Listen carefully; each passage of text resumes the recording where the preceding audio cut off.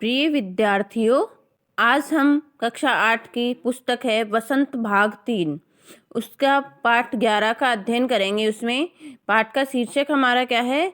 जब सिनेमा ने बोलना सीखा। पाठ 11 का शीर्षक क्या है? जब सिनेमा ने बोलना सीखा। इस पाठ के लेखक हैं प्रदीप तिवारी। इस पाठ के लेखक कौन हैं?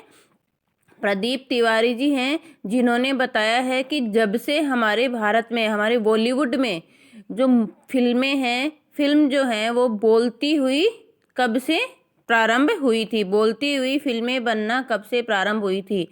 पहले क्या था कि फिल्में बनाई जाती थी वो मूक फिल्में होती थी, जिनमें आवाज़ नहीं होती थी, जिनमें किसी तरह की आवाज़ नहीं दिखाई दी जाती थी। लेकिन धीरे धीरे हमारे बॉलीवुड में भी, भारत में क्या होने लगा? बोलती हुई फिल्में बनाई जाने लगी, आवाज़ डालने लग गई फिल्मों में।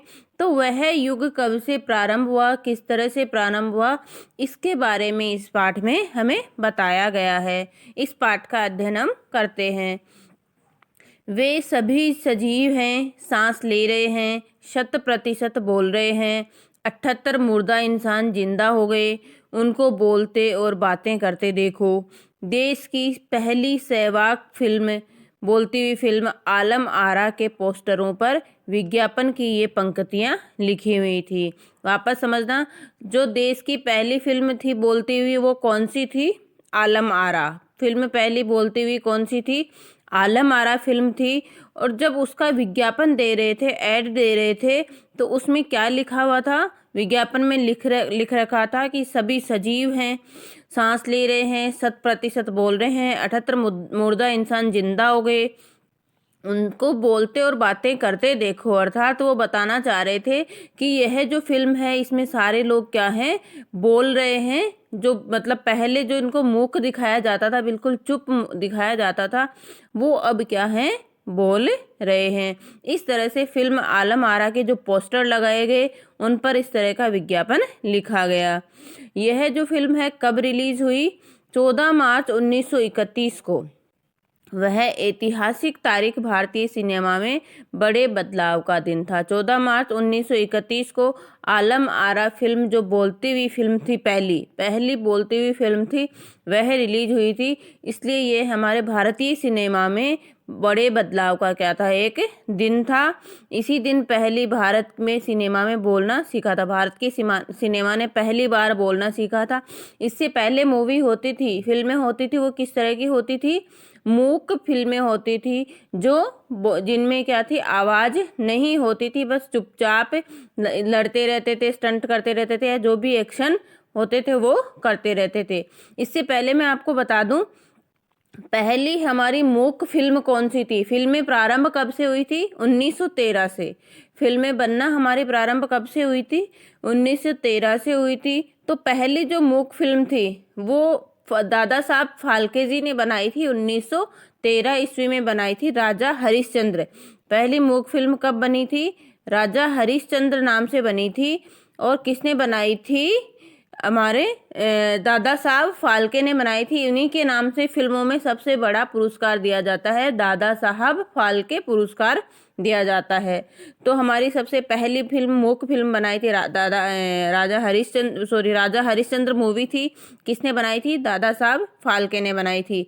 लेकिन बोलती हुई फिल्में, मतलब आवाज वाली जो फिल्में का युग कब प्रारंभ हुआ था? 1931 में प्रारंभ हुआ था। फिल्मों का युग तो 1913 में प्रारंभ हो चुका था, लेकिन आवाज वाली मूवी थी, उसमें एक नए युग का प्रारंभ हुआ। वो कब प्रारंभ हुआ? 1931 में प्रारंभ हुआ था। अब हम आगे पढ़ते हैं। हालांकि वह दौर ऐसा था जब मूक सिनेमा लोकप्रियता के शिखर पर थी। मूक जो सिनेमा थी वो बहुत अधिक लोकप्रिय थी। पहली बोलती फिल्म जिस साल प्रदर्शित हुई, उसी साल कई मूक फिल्में भी विभिन्न भाषाओं में बनी थी, मगर बोलती फिल्मों का नया दौर शुरू हो चुका था। पहली बोलती फिल्म कौन सी थी? आलम आरा। पहली बोलती फिल्म कौन सी थी? आलम आरा थी। इसके फिल्मकार, अर्थात इसको बनाने वाले कौन थे? अर्देशियर एम ईरानी। नाम याद रखना है आपको। कौन थे? अर्देशियर एम ईरानी इसके फिल्मकार थे। अर्देशियर ने 1931 में हॉलीवुड की एक बोलती फिल्म देखी थी। कौन सी फिल्म देखी थी? शोबॉट फिल्म देखी। उनके मन में बोलती फिल्म बनाने की इच्छा हुई। उस फिल्म को देख करके उनके मन में भी बोलती हुई फिल्म बनाने की इच्छा जागृत हुई। पारसी रंगमंच का एक लोकप्रिय नाटक था, उसको आधार बनाकर उन्होंने अपनी फिल्म की पटकथा बनाई।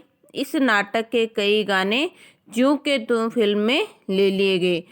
कौन से नाटक को? पारसी रंगमंच का एक लोकप्रिय नाटक था, उसको उन्होंने क्या बनाई? अपनी फिल्म की पटकथा बना करके, और उस नाटक के कुछ गाने थे उनको वैसा का वैसा ही अपनी फिल्म में लिया। एक इंटरव्यू में अर्देशियर ने क्या कहा था कि हमारे पास कोई संवाद लेखक नहीं था, कोई गीतकार नहीं था, कोई भी संगीतकार नहीं था। वह मूवी बनाते हुए, आलम आरा मूवी बनाते समय हमारे पास कोई भी संगीतकार, गीतकार कोई भी नहीं था। इन सब की शुरुआत होनी थी। अर्देशियर ने फिल्म के गानों के लिए स्वयं की ही धुनें चुनी। फिल्म के संगीत में महज 3 वाद्य यंत्र थे, तबला, हारमोनियम और वायलिन का इस्तेमाल किया गया। याद रखने आपको क्वेश्चन आ जाता है कि आलम आरा फिल्म में कौन से वाद्य यंत्र यूज में हुए? तो तबला, हारमोनियम और वायलिन का इस्तेमाल किया गया। आलम आरा में संगीतकार और गीतकार का स्वतंत्र रूप से किसी का भी नाम नहीं डाला गया। इस फिल्म में पहले पार्श्व गायक कौन बने? WM खान। पहले पार्श्व गायक मतलब पीछे से गाने वाले जो हैं वो कौन बने थे? WM खान बने थे। और पहला गाना कौन सा था? दे दे खुदा के नाम पर प्यारे, अगर देने की ताकत है। पहला गाना कौन सा था? दे दे खुदा के नाम पर प्यारे, अगर देने की ताकत है। एक बार वापस हम पीछे का रिवाइज करवाती हूँ मैं आपको। याद इसमें रखने की बहुत सारी चीजें हैं। पहली बात यह है कि भारतीय सिनेमा का बड़े बदलाव का दिन कौन सा माना जाता है? 14 मार्च 1931 को माना जाता है। क्यों? क्योंकि इस दिन भारतीय सिनेमा में पहली बोलती फिल्म प्रदर्शित हुई थी। कौन सी फिल्म थी? आलम आरा। पहली बोलती हुई फिल्म कौन सी थी? आलम आरा थी। इसके फिल्मकार कौन हैं? अर्देशियर M ईरानी। इसके फिल्मकार कौन थे? अर्देशियर M ईरानी। वह अर्देशियर M ईरानी बोलते हुए फिल्म बनाने के लिए कैसे प्रेरित हुए? तो कौन सी फिल्म देख करके प्रेरित हुए थे वो? उन्होंने एक हॉलीवुड जो सिनेमा है उसकी बोलती हुई फिल्म देखी थी, शोबॉट, और उस फिल्म को देख करके वह बोलती हुई फिल्म बनाने के लिए प्रेरित हुए थे। और इसको बनाने के लिए उन्होंने किसका सहारा लिया? पारसी मंच की एक लोकप्रिय नाटक था, उसको देख करके उसके हिसाब से उन्होंने एक पटकथा बनाई और उसके गाने ज्यों के त्यों उन्होंने उसमें ले लिए थे। अब एक ध्यान रखना है कि इसमें कौन कौन से वाद्य यंत्र प्रयोग में लाए गए? तबला, हारमोनियम और वायलिन का इस्तेमाल किया गया था। इसमें पहला पार्श्व गायक कौन बना था? WM खान बना था। पहला पार्श्व गायक कौन बना था? WM खान बना था। और इनका पहला गाना कौन सा था? दे दे खुदा के नाम पर प्यारे, अगर देने की ताकत है। इस फिल्म का पहला गाना कौन सा था? दे दे खुदा के नाम पर, अगर देने की ताकत है। आलम आरा का संगीत उस समय डिस्क फॉर्म में रिकॉर्ड नहीं किया जा सका। फिल्म की शूटिंग शुरू हुई तो साउंड के कारण ही इसकी शूटिंग रात में करनी पड़ी थी। एक ध्यान रखना, पहले क्या होता था, मूक फिल्में बनाई जाती थी तब तो क्या होता था, दिन में ही बना ली जाती थी। लेकिन पहले यह व्यवस्था नहीं थी कि अगर आसपास की आवाज़ें जो भी आ रही हैं उनको हम बंद कर पाएँ और अपनी सिर्फ खुद स्वयं की आवाज़ सुन पाए, ऐसा कोई भी व्यवस्था नहीं थी। इसलिए पहले फिल्मों की शूटिंग कब हुई, प्रारंभ करी जब आवाज़ वाली बोलती हुई फिल्म बनाने लगे तो रात को शूटिंग करनी पड़ती थी। कब शूटिंग करनी पड़ती थी? रात को शूटिंग करनी पड़ती थी। मूक युग की अधिकतर फिल्में तो दिन के प्रकाश में शूट कर लिया जाता था, उनमें तो किसी प्रकार की आवाज़ नहीं डाली जाती थी। मगर आलम आरा की शूटिंग रात में होने के कारण इसमें फिर किसकी व्यवस्था करनी पड़ी? कृत्रिम प्रकाश की भी व्यवस्था करनी पड़ी। यहीं से प्रकाश प्रणाली बनी जो आगे फिल्म निर्माण का क्या बनी? जरूरी हिस्सा बन गई। आलम आरा ने भविष्य के कई स्टार और तकनीशियन तो दिए ही, अर्देशीर की कंपनी तक के भारतीय सिनेमा के लिए 150 से अधिक मूक और लगभग 100 सहवाग फिल्म बनाई।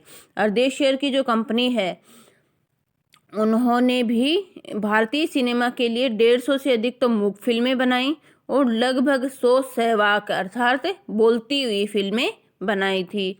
Alam Ara film Arabian nights जैसी फैंटेसी थी।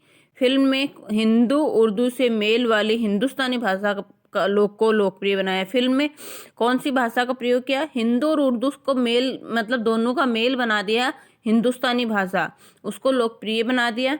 इसमें गीत संगीत और नृत्य के अनोखे संयोजन थे। गीत संगीत और नृत्य तीनों का अनोखा संयोजन था। फिल्म की नायिका कौन थी? आलम आरा फिल्म की नायिका कौन थी? जुबेदा थी और नायक थे विट्ठल। आलम आरा फिल्म के नायक कौन थे? विट्ठल थे। वे उस दौर के सर्वाधिक पारिश्रमिक पाने वाले स्टार थे। पारिश्रमिक पाने वाले अर्थात सबसे ज़्यादा महंगे स्टार थे, सबसे ज़्यादा पैसे लेने वाले स्टार थे। उनके चयन को लेकर एक किस्सा काफ़ी चर्चित है, मतलब उनका जब आलम आरा में चयन किया गया तो एक किस्सा काफ़ी प्रचलित है। विट्ठल को उर्दू बोलने में थोड़ी मुश्किल आती थी। जैसे आलम आरा में उन्होंने किसका प्रयोग किया? हिंदी और उर्दू दोनों का मिक्स, लेकिन विट्ठल को उर्दू बोलने में मुश्किल आती थी, इसलिए पहले तो उनका बतौर नायक चयन किया गया। मगर इनकी कमी, कौन सी कमी? उर्दू बोलने वाली जो कमी है, इसके कारण उन्हें हटाकर उनकी जगह महबूब को नायक बना दिया गया। इससे विट्ठल नाराज हो गए और अपना हक पाने के लिए उन्होंने क्या कर दिया? मुकदमा कर दिया, केस कर दिया। उस दौर में उनका मुकदमा मोहम्मद अली जिन्ना ने लड़ा। तो तब के मशहूर जो तब के क्या हुआ करते थे? मशहूर वकील हुआ करते थे, फेमस वकील थे उस समय के। कौन थे? मोहम्मद अली जिन्ना, जिन्होंने किसका मुकदमा लड़ा? विट्ठल का मुकदमा लड़ा। विट्ठल ने मुकदमा जीत लिया और भारत की पहली बोलती फिल्म के नायक बने। उनकी कामयाबी आगे भी जारी रही। मराठी और हिंदी फिल्मों में वे लंबे समय तक नायक और स्टंट मैन के रूप में सक्रिय रहे। इसके अलावा आलम आरा में और कौन कौन थे? सोहराब, मोदी, पृथ्वीराज कपूर, याकूब और जगदीश सेठी जैसे अभिनेता भी मौजूद रहे। आगे चलकर जो फिल्म उद्योग के प्रमुख स्तंभ बने, आगे चलकर के फिल्म उद्योग के प्रमुख स्तंभ बने। यह फिल्म कब रिलीज हुई थी? 14 मार्च 1931 को। कहाँ रिलीज हुई थी? मैजेस्टिक सिनेमा में प्रदर्शित हुई थी। कहाँ प्रदर्शित हुई थी? मैजेस्टिक सिनेमा में प्रदर्शित हुई थी। फिल्म 8 सप्ताह तक हाउसफुल चली और भीड़ इतनी उमड़ती थी कि पुलिस के लिए नियंत्रण करना भी मुश्किल हो जाया करता था। यह फिल्म देखने के लिए भीड़ इतनी होती थी कि पुलिस के लिए नियंत्रण करना मुश्किल हो जाया करता था। समीक्षक जो हैं उन्होंने इसे क्या करार कर दिया? भड़कीली फैंटेसी फिल्म करार दिया कि ये क्या है? बिल्कुल ही भड़कीली फिल्म है। मगर दर्शकों के लिए यह फिल्म एक अनोखा अनुभव थी। ये फिल्म 10,000 फुट लंबी थी। लंबी का मतलब क्या है? जैसे पहले रील आती थी ना, आपने कैमरे में रील देखी होगी, तो ये फिल्म बनाने के लिए 10,000 फुट लंबी फिल्म का इस्तेमाल, उसे फिल्म ही कहा जाता है। रील को क्या कहा जाता था? फिल्म कहा जाता है।